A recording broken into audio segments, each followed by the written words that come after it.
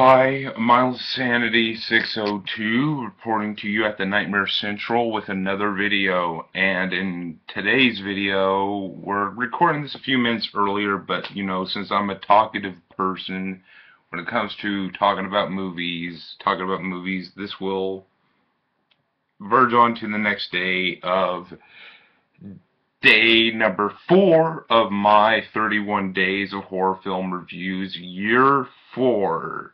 That's right, we're at day number 4's review, and this was supposed to be another film. I had another film planned out for this day. It was The Mist. But since a friend of mine by the name of Chris G. Voorhees was kind enough to supply me a digital version of this film, which I very much appreciate, a digital ultraviolet copy of this film.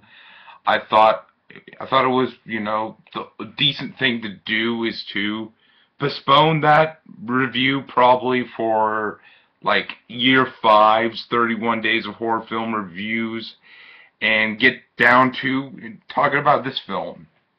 Plus, this works a lot better with my, works well with what I'm intending to do, is to make, pick horror films that people don't really consider to be horror films, but I do. And this is of Dark Shadows, which is a 2012 PG-13, 113-minute comedy horror film from director Tim Burton. Now, this is a remake, a modern remake of, the classic Dark Shadows TV series. I don't really know. Apparently my grandma was really into the Dark Shadows and all that stuff. Apparently so I guess it's kind of cool. I haven't really been acquainted with the older version of the Dark Shadows. Unfortunately, I haven't been acquainted with that. But I have been fully acquainted with the director of this film's work, Tim Burton. And when I first heard of this film, I was not very pleased, in all honesty, with the way it looked. Because first things first, it's a Tim Burton film. It has Johnny Depp playing in it, and I'm like, that duo of Tim Burton and Johnny Depp has just been overboard as of late. It got a little bit too much in past years. It just got too much with a lot of, films directed by Tim Burton, starring Johnny Depp, and it wasn't, it didn't really give me much hope, especially with, just bland visual style of Tim Burton's films, especially with the bland style of Tim Burton's films as of late. I really couldn't give a shit. When I first heard about the whole film, I really couldn't give a shit. But thankfully, I did not have to pay for this film. Thankfully for my e-buddy Chris G. Voorhees for supplying me the ultraviolet code to this film, and I got to see it, and I'm pleasantly surprised by it. It's a lot better than Tim Burton's recent works. I'm a guy who kind of likes his version of the Charlie and the Chocolate Factory remake called, Willy Wonka and Chocolate Factory remake from Tim Burton. I'm a fan of that film a little bit. It's not really amazing. But I have like a soft spot for that one. Also have a soft spot for his version of Planet of the Apes, which is shitty. It's a shitty film, but I have a soft spot for it.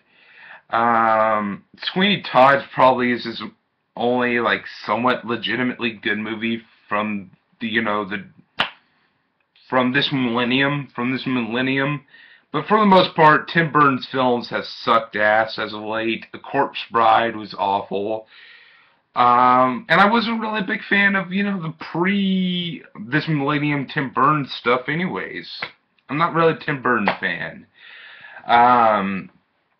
But we got to this film. This film, basically it has this girl, played by Eva Green. Eva Green is like Chris's major crush, and I agree with him. Eva Green's a very attractive lady,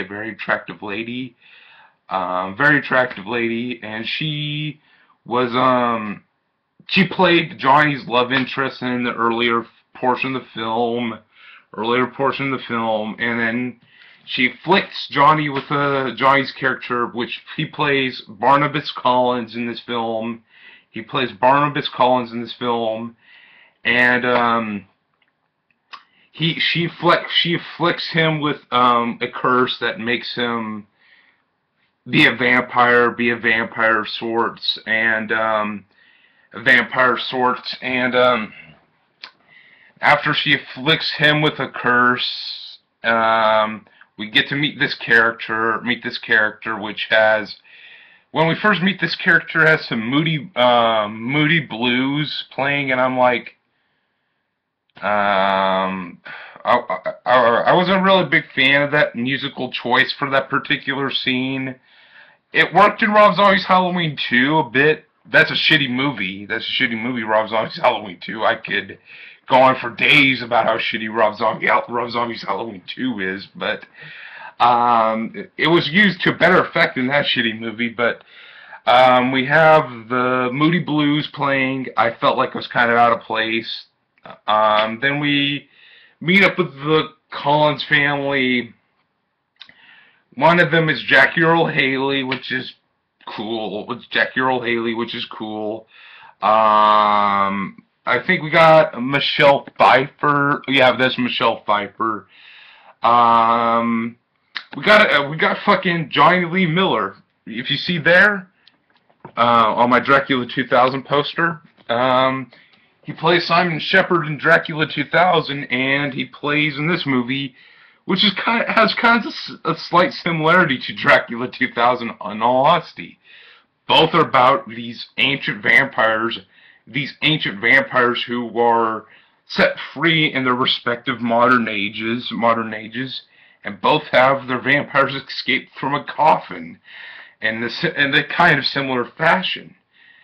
And in this film, it was a little bit more goofy about it, but in Dracula 2000 was fucking brutal and badass. But anyways, I digress.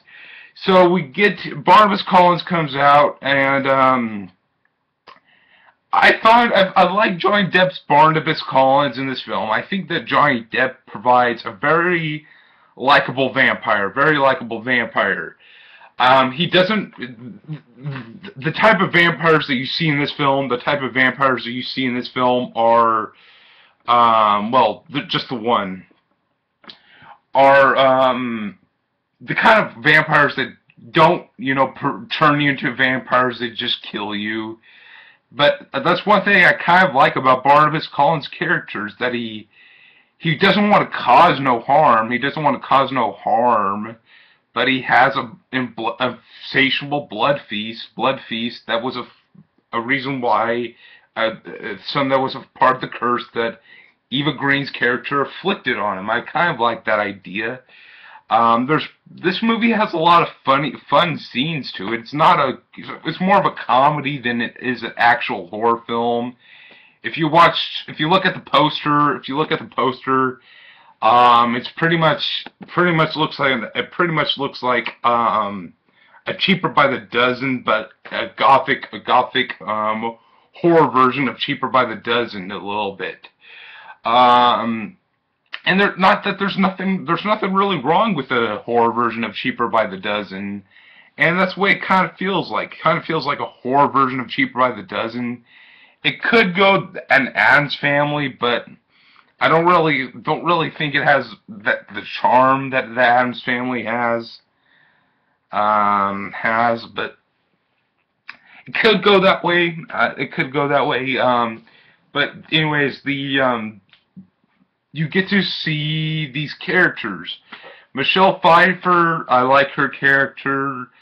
I pretty much like the family, the Barnabas Collins family in this film. I think that all the family members are very likable family members. Like, except for Chloe Grace Moretz, she's a werewolf. She's a werewolf. I'm not really a big fan of that particular character. I think Eva Green, or whatever, I may be pronouncing her name wrong. I think Eva Green did an awesome job in this film. I think that Eva, or Eva, whatever you per se it, she did a great job in this film. She has like a very, you know, aggressive but sexy, way. Like she's kind of like a hot evil bitch in this movie, and I kind of like that. You know, she twists. She does a lot of mean shit to Barnabas Collins, which that's kind of comedic in a way. Yeah, but this film still doesn't feel. It's a fun ride. It's a very fun ride when you're watching it. It's a very fun ride while you're watching it. But overall, the film feels kind of empty. Like you watch it, and you don't really feel satisfied after you watch it. You're just like, man, this is a fun ride. This is a fun ride, but you just don't feel satisfied after. It just doesn't feel like, wow, that's the type of movie where I feel like I am rewarded by the view. I just had a fun time, and I go away and do something else. I think that the film definitely is a very entertaining film. I'm trying to think of something else to say. Alice Cooper makes an appearance in it, and I like his appearance. His appearance is pretty funny, but this film is supposed to be set in the 70s. And I'm pretty sure Alice Cooper wasn't big, or wasn't even in the pop culture eyes in the 70s. Maybe the 80s. I may be not very knowledgeable on 70s pop culture, but I'm pretty sure that Alice Cooper wasn't even, nobody really, I'm pretty sure that Alice Cooper himself was not noted, not even in the pop culture spotlight in the 70s. That kind of bothers me about this film. Some of the dialogue is iffy. Some of the dialogue is iffy. Just and some of the acting performances seem kind of lifeless. The only one that really feels like the only two that feels like they have legitimate energy and passion into the role is Johnny Depp and Eva Green. I wish my boy Johnny Lee Miller brought his A game to it like he usually does, because Johnny Lee Miller usually is a great actor. He was great in his episode of Dexter. He was great in Hackers. Johnny Lee Miller is usually a fantastic fucking actor. I wonder what happened. I just don't really feel like he gave it his all in this film, and that's sad. But overall, I give it a 6 out of 10. It's something that you could, you know, like next year's October Halloween season. You could just put in your copy of Dark Shadows, Blu-ray, digital for myself. You could put in that copy of whatever copy you have of Dark Shadows and watch it, be entertaining. It fits in well with the Halloween season, with, you know, the gothic layers to it the gothic look to it and the comedic vampire side. It's, you know, it's kind of nice to just see it like a lighthearted vampire comedy of the sorts. Um, it's a lot it's a lot better than Tim Burton's recent works. Like, fucking, he did an awful remake of Alice in Wonderland. He done a lot of awful movies as of late. This this is probably maybe his best movie since his Willy Wonka and the Willy Wonka and the Chocolate Factory remake.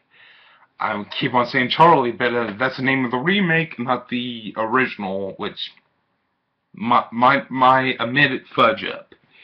Overall, this is very much a 6. It's above average film. It's above average, whereas like one of the films I have rated before. Oh yeah, like the last movie I watched, Hobo with a Shotgun, for this 31 Days of Horror Film Reviews, day number 3's review. That was below average. This is above average, but they're still around the average mark. Overall, I recommend it. I recommend it. You just, it's something that you probably will just put in play, and you won't really get distracted. You won't get immersed by it. But it's pretty much good background noise. It's very much a background noise film. Overall, I am thankful and happy that I've seen it, and I do appreciate Chris for supplying me the copy of this film. And I shall be returning in a little less than 24 hours. For day number 5's 31 Days of Horror Film Reviews. And it's going to be a good one, and I hope that you like that one. I hope that you like the other 26 that are going to be appearing in the next few days. See with like day number 5 and the other 26. I hope that you enjoyed this one, and I hope that you like, comment, subscribe, and blah blah blah. See you later.